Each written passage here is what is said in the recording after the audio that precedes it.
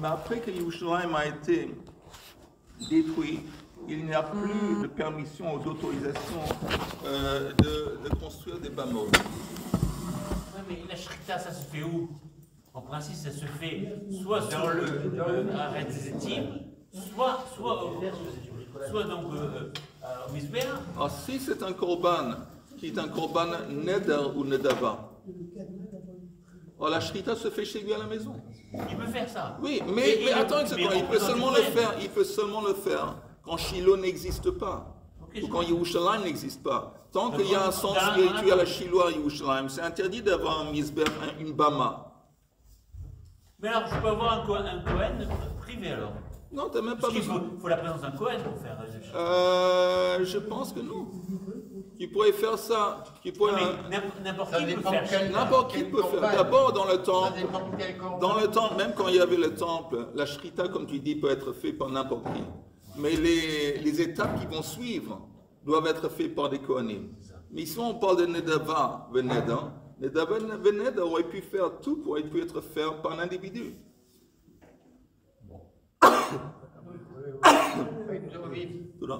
Mais quels sont les corbanotes que l'individu Quels sont les corbanotes que l'individu peut faire? On avait dit, un individu peut faire Beth Mikdash. D'abord, il y a des offrandes qui sont volontaires. Oui. Neda Venedava. Oui. D'abord, ça, il peut faire. À part ça, il y a des offrandes qui sont obligatoires. Khatat, Hacham, Oui. Toda, Oui. Shlamim. Il y a des choses qui sont obligatoires. C'est le Kohen qui fait, c'est jamais lui. Encore une fois, il y a la première étape, la shrita peut être faite par le propriétaire, un non-Kohen. Okay. Elle peut être faite par un Kohen ou par le propriétaire, mais après, les étapes qui vont suivre, c'est uniquement les Kohanim. Donc, je répète cette Mishnah, encore une fois, pour ceux qui sont venus en retard. Ein ben Shiloh li Yerushalayim, ela shebe Shiloh ochlin kodashim kalim, ve'maaseh sheni bechol haro'eh. Shiloh, encore une fois, on peut manger maaseh sheni, on peut manger kodashim kalim, dans n'importe quel endroit duquel on peut voir Shiloh. Ou Yerushalayim nifni minachoma, tandis que Yerushalayim, quand il y avait le temple, c'est seulement à l'intérieur des murailles de Yerushalayim. Vekan vechan kodshei kodashim nechalin nifni minaklaim. Mais dans les deux cas, Shiloh et Yerushalayim, les kodshei kodashim, donc par exemple Khatat, Hacham, qui sont mangés par les Kohanim, dont un morceau est mangé par les Kohanim, c'est seulement à l'intérieur des klaim. Dans le temple, c'est dans la cour, et Shiloh à l'intérieur des klaim, c'est comme des rideaux. Kedushat Shiloh, yesh achrei heta, ve kedushat Yerushalayim, ein achrei heta. Regardez le Rashi qui est en haut de la page suivante, le page Yud Amud Aleph. Celui-là. Yesh achrei heta.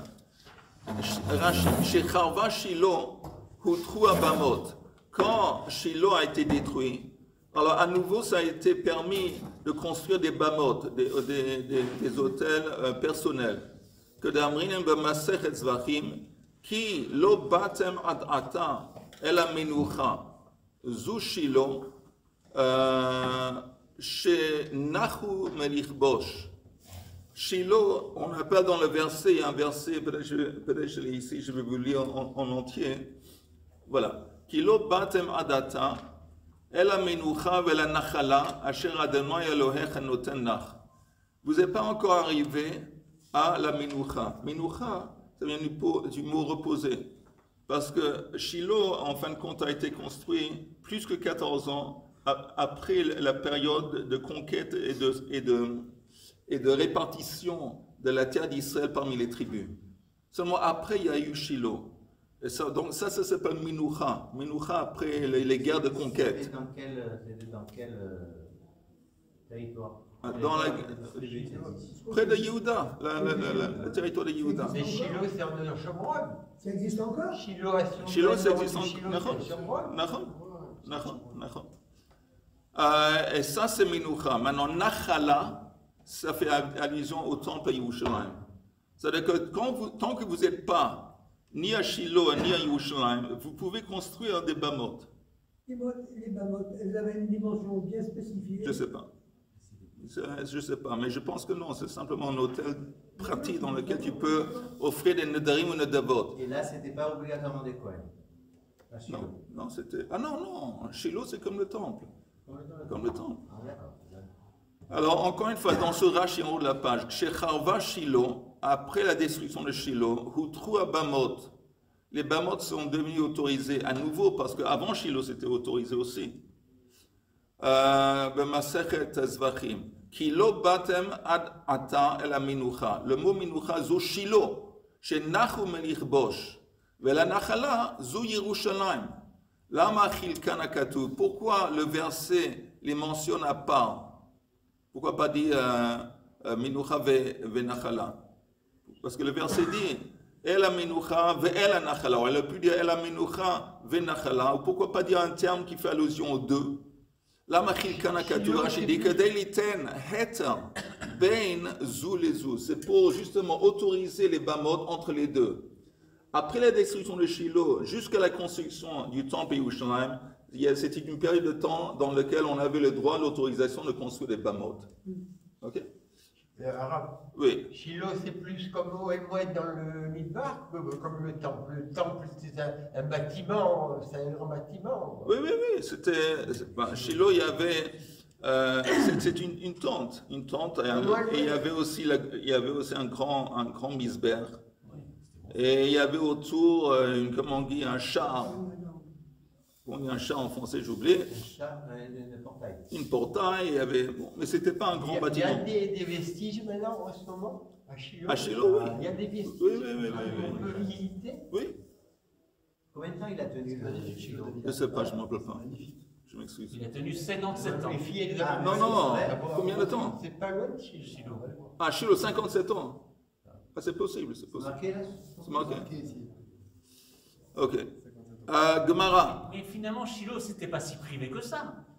C'est pas privé du Le tout. peuple, il devait- C'est pas privé du tout. C'est Non, pas non, pardon, privé. les Bamotes, pardon, excusez-moi. Les Bamotes, c'était pas si privé que ça. Pourquoi pas? Parce que sinon, le peuple, il allait où? Jérusalem. Parce que, si je comprends bien, aujourd'hui, les Beth Knesset, c'est les Bamotes d'hier. Oui, on avait parlé dans une Mishnah précédente. C'est qu'à une Bama, la seule chose qu'on peut offrir dans une Bama, c'est Neda Venedava. Maintenant, on ne pouvait pas, s'il y avait justement, on avait vu précédemment, il y avait une Bama Gdola. Bama Gdola, comme par exemple Shiloh. Alors, non, pas Shiloh, je m'excuse. Il y avait une Bama Gdola où néanmoins c'était un centre spirituel où il y avait pour le peuple entier un centre national spirituel. Et Bama Gdola, c'était toutes les offrandes obligatoires qui étaient de Tzibour. Donc, Korban Tamid, Korban Moussaf, ok, tout ça c'était Bama Gdola. Et tout ce qui n'était pas public et obligatoire, et c'était Bama Ktana, Bama pratique. C'était à Shiloh aussi. Encore une fois, pendant que Shiloh existait, il y avait un interdit d'avoir des Bamot. Et on faisait tous les corbans. On devait, si tu veux offrir un Nedava, un Neda, tu dois aller à Shiloh. Maintenant, quand il n'y avait pas Shiloh, tu peux faire ça chez toi. Ok. Yavne, il faisait ce genre de choses après la destruction du temple. Alors justement, la Mishnah nous dit qu'après le temple, même une fois que le temple a été détruit, ça reste dorénavant interdit d'avoir Bama. D'accord.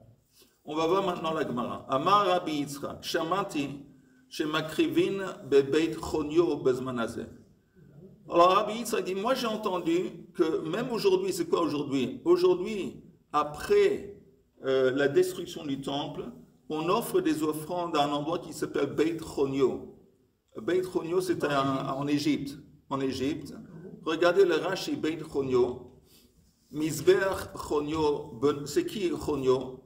C'était le fils Benosh Rabbi Shimon HaTzadik, Bana Bama B'Mitzrayim, le Shem Shamaim, que d'Amrin B'Masechet Menachot. Il a construit en Égypte une Bama pour la communauté juive qui était très grande en Égypte. Et comme c'est lui qui l'a construit, lui qui était responsable de la construction, on l'appelait Beit Chonio. Qu'est-ce que ça va?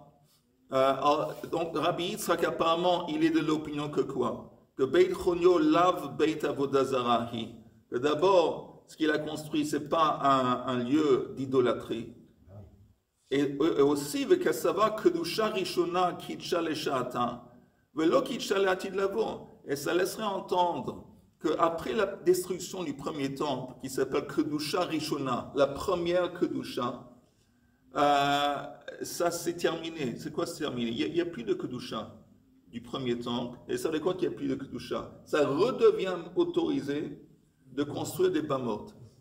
Parce que si c'était Kitcha Latid Lavo, que la Kedusha reste et continue, même après la destruction du temple, ce serait interdit de construire une Bama. Donc il dit, si tu me dis que ce Beit Honio, même aujourd'hui après la destruction du premier temple, ils offrent des offrandes, ça veut dire que d'abord ce n'est pas un lieu d'idolâtrie, et deuxièmement ça veut dire que la Kedusha qui existait au temps du premier temple a terminé. C'est pour ça que c'est redevenu permis d'offrir des Bamot, d'offrir des offrandes sur des Bamot.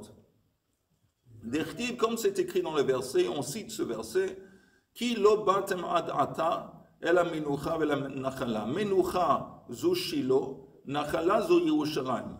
Mekish nachala le menucha. Il y a une comparaison dans le verset entre le deuxième mot nachala et le premier mot menucha. Ma menucha yesh acharea heter. La même façon qu'on sait, tout le monde est d'accord, qu'après la destruction de Menucha qui est Shiloh, il y avait une autorisation d'offrir des bamot, de construire des bamot. Af nachala. Donc apparemment la même chose s'appliquerait à Nachala, le temple. Yesh achrea heta. Il y a après la période du temple, à nouveau une autorisation de construire des bamot. Alors, Amroulaye, on a demandé à Rabbi Yitzhak, Amarta, est-ce que c'est vrai que toi tu as dit ça? Toi tu as dit ça. Amar lehu lo. Il dit non, c'est pas moi. Amar Rava ha-Elokim, Amara. Oh, ma pitom, tu l'as dit, le gamir de la minée, et on l'a entendu de toi, on l'a entendu de lui.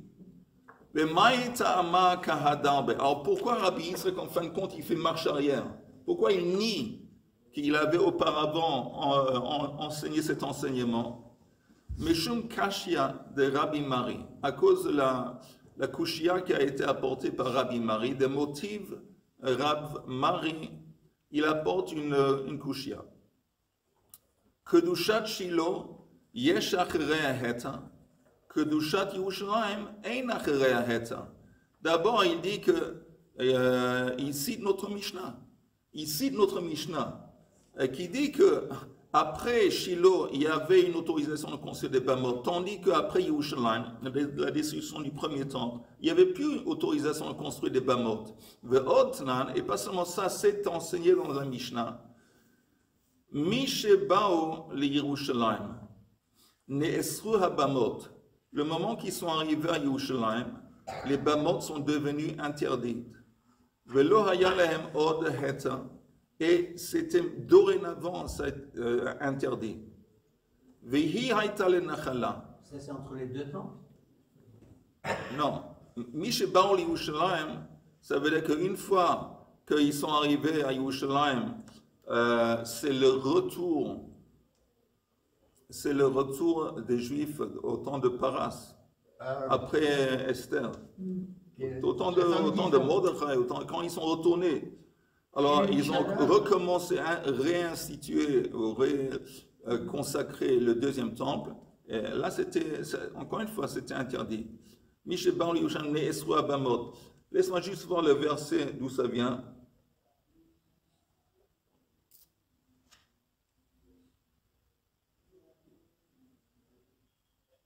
Je ne vois pas le verset. Ok, c'est pas important. Velo hayalem od hetza, vehi haïta le nachala. Alors la Gemara dit en fin de compte, cette idée, ce sujet, est-ce que la Kedusha qui a eu lieu au temps du premier temple, est-ce que c'est une Kedusha qui reste permanente en dépit du fait que le temple a été construit ou non? C'est quoi ou non? Est-ce qu'une fois que le temple est détruit, ça veut dire que voilà, on repart à zéro, la Kedusha est partie. Et si la Kedusha est partie du temple, c'est-à-dire qu'on a à nouveau l'autorisation de construire une Bama. C'est un contresens. Un contresens. C'est un contresens, parce que la Kedusha, si elle est représentée par des pierres, qu'est-ce que ça veut dire la Kedusha? La Kedusha, c'est le makom. Que ce soit des pierres ou des arbres, c'est le makom. C'est l'endroit, comme tu dis.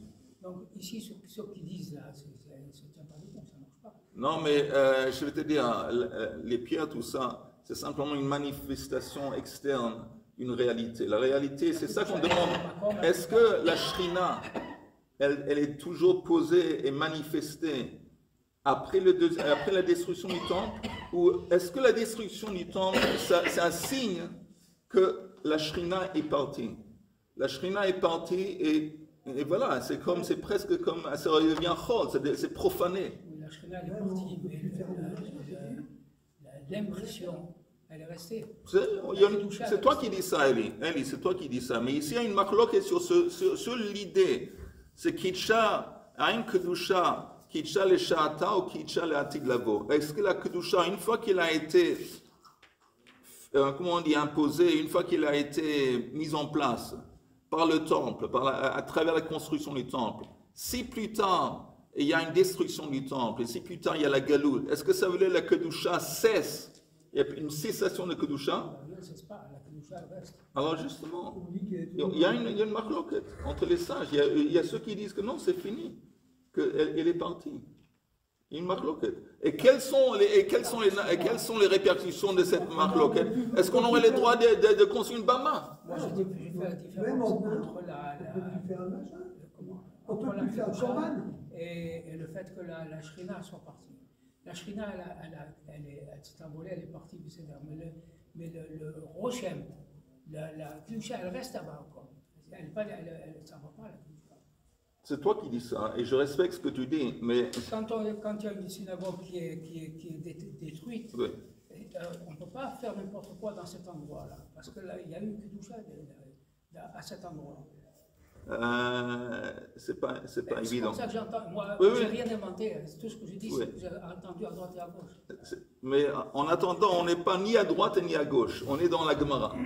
Et dans la Gemara, on voit qu'il y a une marloquette. Est-ce que la Kedusha, c'est quelque chose de permanent ou est-ce que ça peut cesser? Ce qui dit Eli, par exemple, au Kotel, la Kedusha, la Shrina, elle n'a jamais quitté le Kotel. Alors là aussi, c'est pas évident. Parce que quand on dit... Non, Shrina, elle va avec le peuple. Là aussi, c'est pas évident. Parce que quand on dit que la Shrina a jamais quitté le côté de la Maravi, c'est pas évident que le mur qu'on connaît, c'est le côté de la Maravi. C'est pas évident. Il y a un autre mur qui est plus à l'intérieur, qui est considéré comme côté de la Maravi, duquel les sages disent que la Shrina n'a jamais quitté le côté de la Maravi. Mais quoi que ce soit, c'est pas important. Que si la Shrina n'a jamais quitté le côté de la Maravi, même si le mur devant lequel on se trouve, ce n'est pas le vrai côté de la Maravi, mais ce n'est pas important, ça veut dire que la Shrina est toujours présente. Ce n'est pas important si c'est quelques mètres de plus ou de moins, elle est présente. Mais j'aimerais retourner au mot de la Gemara. On nous dit ici que la marloquette sur la Kedusha, une fois que le temple a été détruit, est-ce qu'elle est partie ou est-ce qu'elle reste en place? C'est une marloquette Tanaïm. On ne peut plus faire de korbanot. Oui, exactement, tu as raison. Alors, si tu me dis que la Kedusha est partie, alors ce serait autorisé de construire des bamot. Si tu me dis que la Kedusha de Yerushalayim reste en place, ça veut dire que même si le temple a été détruit, ça reste dorénavant interdit de construire des bamot. Tu as compris ou pas? Ok, Tanaïhi, Detnan, Amar Rabbi Eliezer, Shamati, Shehayu Bonim Behichal, Osin Klaim Laichal, Ve Klaim Lazara. Rabbi Eliezer dit, j'ai entendu que quand les Juifs qui sont retournés après quand ils étaient en Perse, quand ils sont retournés au temps de, encore une fois, Ezra et Nehemia, ils ont commencé à construire. Qu'est-ce qu'ils ont fait? Ils sont arrivés à Yerushalayim. As osin klaim leichal, et klaim encore une fois, c'est comme des rideaux. Ils ont mis des rideaux en tant que délimitation, comme on dit, de contour pour définir la surface du heichal. Et ils ont klaim lazara. Mais quelle est la différence entre les deux? Comme le heichal avait une sainteté très forte, dans laquelle un non-Kohen n'avait pas le droit de rentrer. Les gens qui construisaient ces rideaux qui étaient attachés par des morceaux de bois, Alors, ils construisaient à l'extérieur. Ils construisaient ça à l'extérieur de peur qu'ils étaient à l'intérieur dans la surface qui correspond au Eichal. Et si ce n'était pas des Kohanim, ils n'ont pas le droit d'être à l'intérieur. Donc, ils construisaient ça à l'extérieur. Tandis que les Klaim qui définissaient le contour de la cour, ou Ba'azara, Bonin mi bifnim, ils avaient le droit de construire ça quand eux, ils étaient à l'intérieur. Parce que dans la Hazara, n'importe qui pouvait être présent. Ok? Alors, ça laisse entendre que quoi? Ça laisse entendre que la Kedusha qui avait au temps du premier temple est toujours là. C'est toujours, ils sont en train de construire maintenant. Ils sont en train de, en quelque sorte, restituer, commencer à restituer le temple. Ok? Alors, il dit, fais gaffe. Quand tu construis le contour du Eichal, que tu n'es pas à l'intérieur, tu le construis quand tu es à l'extérieur. Ça veut dire qu'à l'intérieur, il y a une Kedusha. Ça veut dire selon cette opinion, la Kedusha qui existait avant est toujours là. Elle n'a pas disparu avec la destruction du temple. V'amar Rabbi Yoshua, tandis qu'il y a quelqu'un d'autre qui a apparemment contredit. Shamati shemakrivin, afal pi she'ein bait, ochlin kodshei kodashim, afal pi she'ein klaim, kodashim kalim, u'maaseh hasheni afal pi she'ein choma, mipnei shekedusha rishona kitsha leshata, ve'kitsha le'atid lavo. Lui, il dit, c'est faux ce que j'avais dit avant quelques minutes, mais lui, il dit que moi j'ai entendu qu'on n'a même pas besoin de construire les klaim. On n'a même pas besoin de reconstruire des séparations. Pourquoi? Encore une fois dans les mots, chez Makrivim, chez Ein Bait, on a le droit d'arriver dans cet endroit, d'offrir des endroits et des offrandes avant même que l'immeuble, le bâtiment a été construit. Kodesh Kodashim, Afalpi Shein Klaim, même on pouvait offrir des Kodesh Kodashim où est censé être le grand misber, même sans avoir le contour qui a été construit, et Kodashim Kalim et Maaseh Hasheni, Afalpi Shein Choma, même sans avoir construit les murailles. Alors ça, c'est évident que selon cette opinion, la Kedusha qui existait avant existe toujours. Ok? Il n'a pas besoin, encore une fois, de reconstruire les klaim, de reconstruire le contour. Parce qu'il dit, ce qui était avant, ça continue et ça reste sur place. Mais alors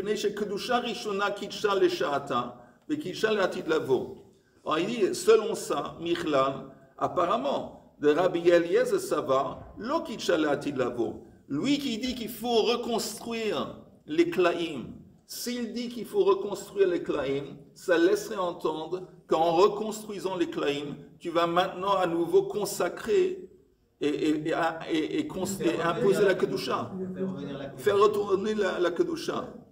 Apparemment, tu vois une marloquette entre les Tanaïm sur ce sujet. Est-ce que la kedusha qui existait avant, elle reste en place, ou est-ce qu'elle a disparu? Amarle, regardez juste un Rashi. Le Rashi qui dit Lav Michlal de Rabbi Eliezer, est-ce que ça laisserait pas entendre que vous savez quoi? La Kedusha dépend des hommes. Attends. J'aimerais regarder le Rashi plus en haut, le titre du Rashi en plus en haut qui Klaim La'ichal. Klaim La'ichal. Kasanke da'atach bimkom chomot La'ichal.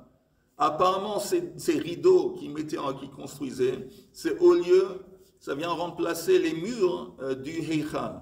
Shiyim mizbeach habanoui ba'azara, karui asher petach ohel moed. Parce que tout le monde est d'accord que le misbeach, le grand misbeach nechoshet, sur lequel on offrait des offrandes, il n'était pas dans le Heichal. Il était en face du Heichal, en dehors du Heichal.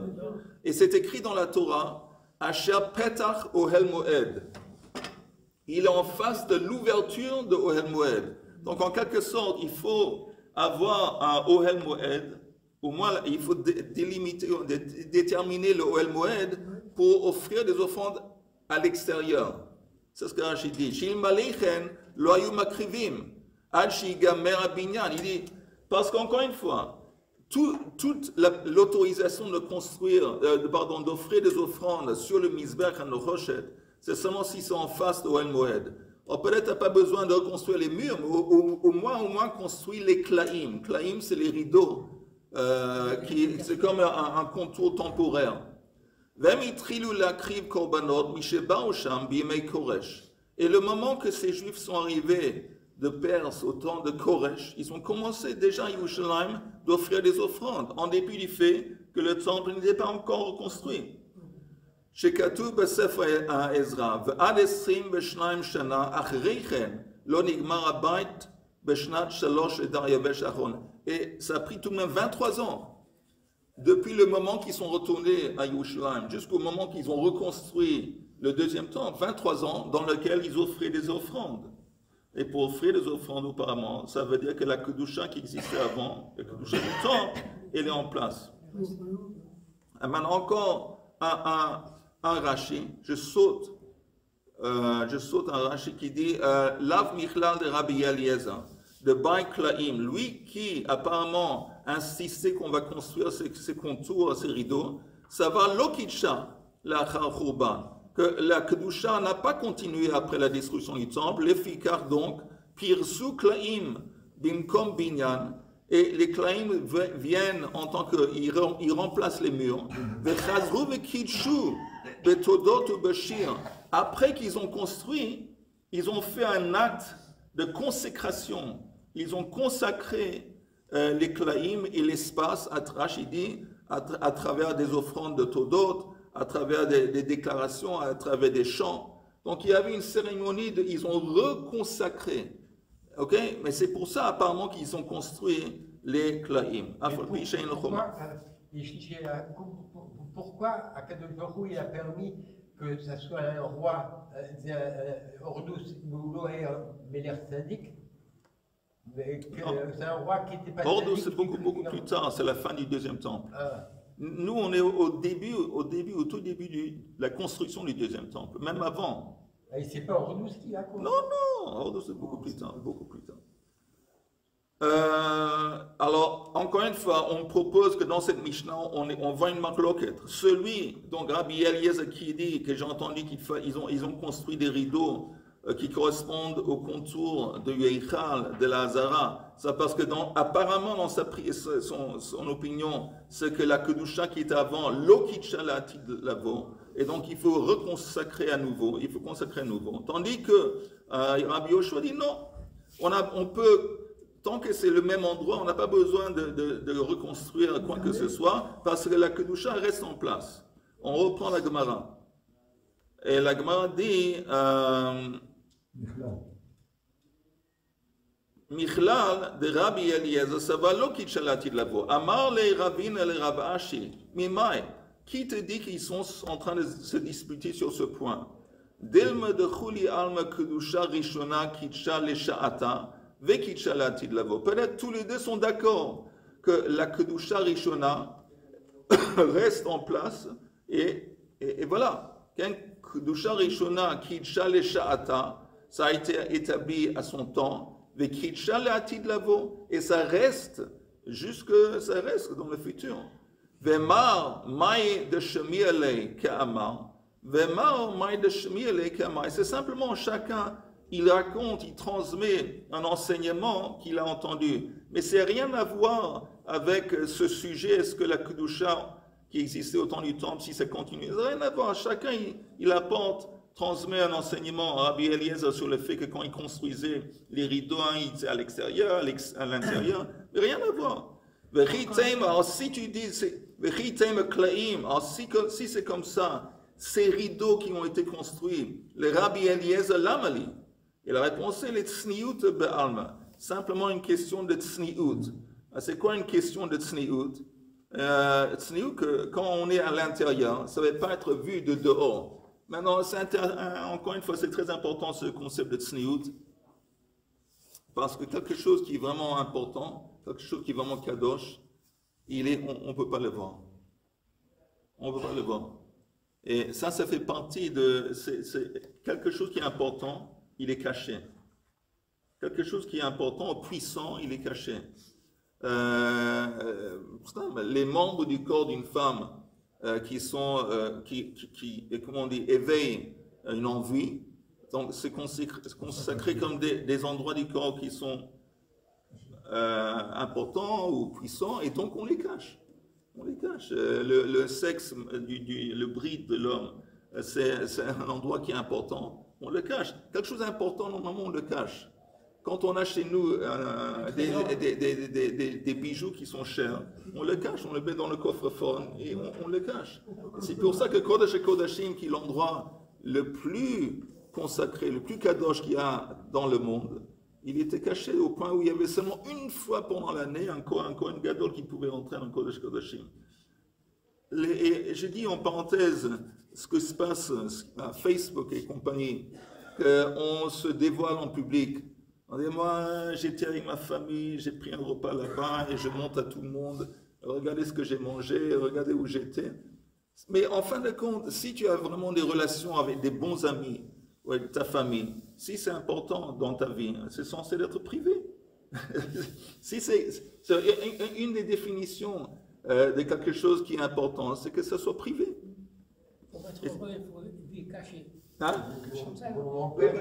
Comment tu sais que c'est un ami? Comment tu sais que quelqu'un d'autre c'est un ami? Parce que tu es prêt de partager avec lui des choses qui sont personnelles. Tu n'es pas prêt à partager avec n'importe quel étranger des choses personnelles. Mais toi, en tant qu'ami, je suis prêt, la preuve que je te considère comme un ami, je partage avec toi des choses qui sont personnelles. Mais encore une fois, tout le concept de Facebook et compagnie, ça va un petit peu contre ce type.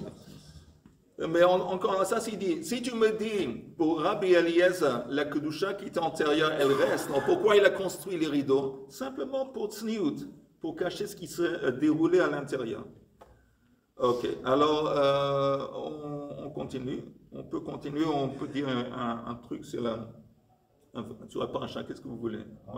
Encore 5 minutes. 5 minutes, on va dire quelque chose très vite sur la paracha. Quelque chose de base. Quelque chose que c'est possible, fort possible qu'on a dit auparavant.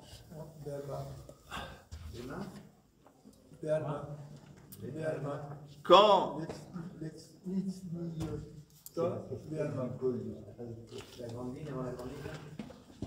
c'est deux lignes avant la fin.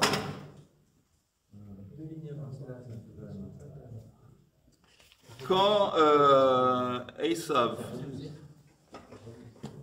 Quand Esav et Yaakov se rencontrent, après tout ce temps, ces 35 ans se sont écoulés, plus ou moins, ils se retrouvent et Esav fait une proposition à Yaakov. Il fait une proposition. Quelle est la proposition de Esav? Il dit à Yaakov, Vayomer Nisa v'neilecha ve'elcha lenegdecha. Qu'est-ce que Esav propose à Yaakov? Il dit, tiens, Nisa v'neilecha ve'elcha lenegdecha, on va voyager ensemble. Mais qu'est-ce que ça veut dire? Qu'est-ce que ça veut dire quand Esav propose à Yaakov? Tu sais quoi, on va voyager ensemble. Ça veut dire, comme tu dis, il lui propose qu'on va gérer le monde ensemble. C'est une proposition. Et Yaakov refuse. Maintenant, la raison pour laquelle il refuse, et j'en ai parlé auparavant, il répond, Vayomer ilav Adoni yodea ki hayeladim rakim v'atson v'abakar alot alay u'defakum yom echad v'metu kol atson. Vous savez que j'ai parmi moi, j'ai dans mon entourage beaucoup des enfants qui sont petits. Dans les troupeaux, il y a beaucoup d'animaux qui sont petits. Et si j'accélère yom echad, defakum yom echad, ils risquent de mourir. Ya'avor na Adoni lifnei avdo v'ani na'ala li'iti leregel ha'melacha. Allez, toi, va-toi d'abord. Moi, je vais aller tout doucement à cause de mon travail. Ou les règles à Yeladim, Adasha avo al Adonisira, aussi à cause des enfants. Qu'est-ce que la grande question est? Pourquoi est-ce que Esav doit aller tellement vite? Yaakov dit à Esav, je ne peux pas aller avec toi parce que toi, tu vas vite. Moi, je ne veux pas aller vite. Pourquoi il va vite? La réponse est que... Cavalier? Non. Pourquoi il va vite? Esav. Oui, ça c'est la raison pour laquelle Yaakov dit je ne veux pas faire chitouf là avec toi parce que tu vas trop vite. Pourquoi il va vite? C'est écrit dans le Pirkei de Rabbi Eliezer, ce qu'on a vu avant 2 Parashiot. Quand Esav rentre du champ, il rencontre Yaakov qui est en train de cuire son plat Adashim, dentil. Et il le voit dans une caverne, et c'est plein de fumée, et les yeux de Yaakov sont en train de larmoyer, on dit larmoyer à cause de la fumée. Et le Midrash dit qu'Esav lui demande, pourquoi tu as besoin de tout ça? Tu as planté les lentilles, tu as dû les arroser, attendre qu'ils vont pousser. Après tu as dû les cueillir, tu as dû les nettoyer, tu as dû les... L'amalecha, pourquoi? Moi je vais dans un champ, je tire une flèche dans un animal, je le mange. Non, je mange cru. Voilà, pourquoi tout ce processus qui est long, voilà. Et on voit que ce qu'il dit, aussi ce qu'il dit là-bas, il dit Haliteini na min ha'adom ha'adom hazeh. C'est quoi Haliteini? J'ouvre ma bouche et toi tu verses. C'est quoi ouvre ma bouche et toi tu verses? C'est-à-dire que même le plus petit effort qui est demandé de prendre une cuillère et de ramasser quelque chose, une cuillère, de le mettre dans ma... Ça aussi c'est un effort que je préfère éliminer. Moi je veux ce qu'on appelle aujourd'hui instant gratification. Ça veut dire un plaisir immédiat et Esav, il n'est pas du tout intéressé à l'effort qu'il faut investir pour arriver au but. Et c'est d'ailleurs la raison pour laquelle, comment ça se fait qu'Esav a quitté de lui-même la terre d'Israël? Il est allé à Seir. Parce qu'il a entendu que ça faisait partie du contrat, que ceux qui vont hériter la terre d'Israël, ils vont devoir passer par la malédiction de guerre. Ils vont devoir subir une souffrance. Et il dit, moi je ne veux pas de souffrance. Si c'est comme ça, je renonce à ma part en Eretz Israël et je vais à Seir. Donc on voit que Esav c'est quelqu'un que tout ce qui lui intéresse c'est ce qu'on appelle le tachlis, la dernière étape. Tandis que, oui, Yaakov, c'est tout à fait le contraire. Yaakov, c'est quelqu'un qu'on associe au chemin, derrière. Comment on voit ça? On voit ça, entre autres, avec la façon qu'il a épousé une femme. C'est du jamais vu qu'il faut s'investir pour 7 ans, et même 14 ans pour les deux, pour marier une femme. Ça n'existe pas. Lui, normalement, une femme, au maximum, c'est 1 an. Mais avant, c'était quelques semaines, quelques mois, on a une femme, il y a un mariage. Lui, 7 ans. Et le truc le plus surprenant et le plus choquant, que là-bas, c'était écrit que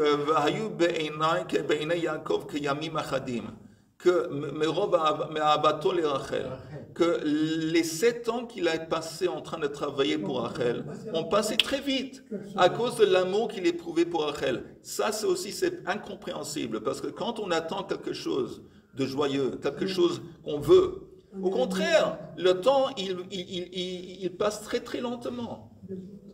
Alors comment ça se fait que Yaakov dit que ces 7 années qu'il a dû attendre sont passées très vite à cause de l'amour de Rachel? Ça veut dire que l'amour qu'il a eu de Rachel, chaque travail qu'il a fait à nouveau, chaque, je sais pas, gadin qu'il a construit, chaque mouton qu'il s'occupait, c'était à nouveau une opportunité d'exprimer son amour pour Rachel, de sentir le lien qu'il a avec Rachel. Il a introduit dans le processus l'amour en fin de compte qui lui attend à la fin. Ça, c'est Yaakov.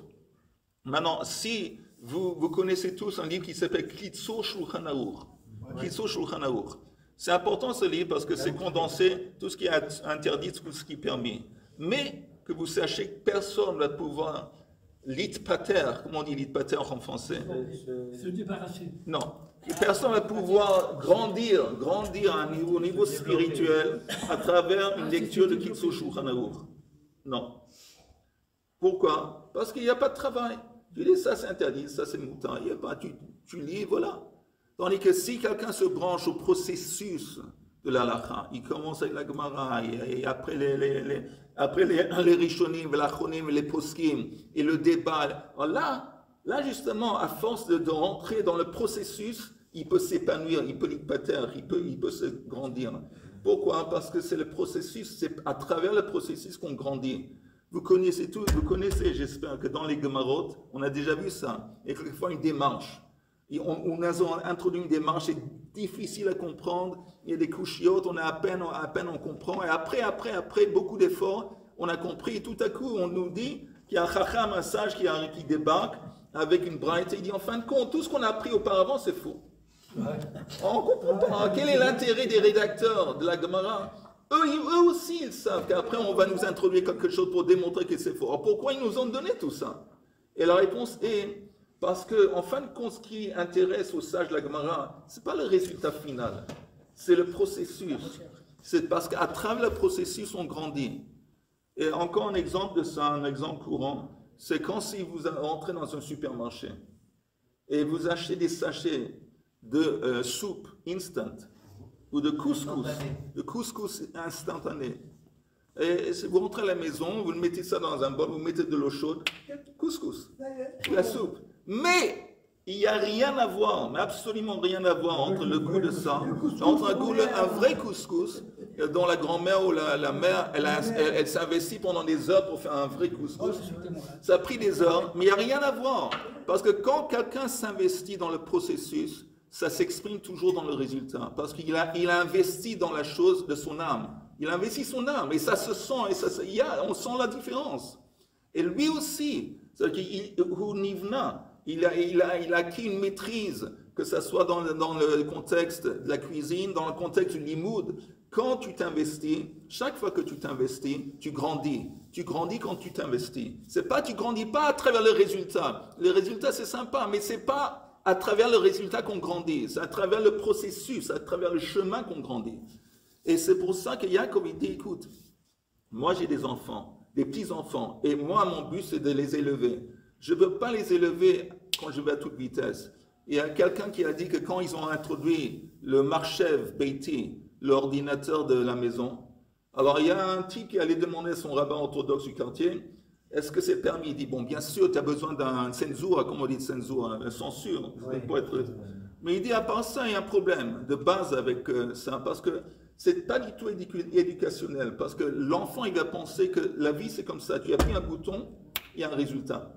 Ça, c'est l'ordinateur. Tu appuies un résultat sur le coup. Il dit non, c'est pas comme ça la vie. Il dit si, au même moment que tu lui donnes un ordinateur, tu lui donnes des grains, un arbre à planter. Et puis tu sais quoi, tu as acheté un arbre, on a entendu qu'il prend ces grains, tu vas planter un arbre dans la cour, dans le jardin. Et ça va. Parce que quand il va planter l'arbre, il va voir combien de temps il faut attendre, combien il faut s'investir, combien il faut arroser. Et ça, c'est la vie. Ça, c'est la vraie vie. Donc, tant que ton enfant est branché à la vraie vie, il peut aussi avoir un ordinateur. Mais la vraie vie, c'est que nous, on arrive à grandir quand on s'investit, pas résultat. Et je dis ça aussi, c'est actuel en ce qui concerne ce qu'on est en train de passer maintenant. Maintenant, moi souvent, je ressens qu'il y a là, qu'on va voir la Géoula. On a marre de cette souffrance, on a marre de cette recherche de l'obscurité, de Hester Panim. Yalla, comme on dit, libérer les otages, maintenant. Je suis contre ce mot, maintenant, pour libérer les otages, mais on a envie, c'est émotionnel, que je veux maintenant la Géoula. Mais le fait est qu'on doit savoir que c'est seulement à travers le chemin qu'on grandit. Ça va nous fortifier au niveau spirituel de prendre ce chemin. On est même sur le chemin de l'Égoula. Et il faut savoir que même si on a l'impatience pour arriver au résultat final, c'est seulement à travers le chemin et le processus qu'on va pouvoir grandir. Car je veux qu'on va encore grandir. Et donc il faut accepter ça, belev shalem ou c'est comme Chabad avec Koulout, la Chiarada. Le problème, c'est qu'on a eu plusieurs chemins. C'est pas le premier. J'espère que ce soit le dernier. C'est le dernier. Je suis prêt à...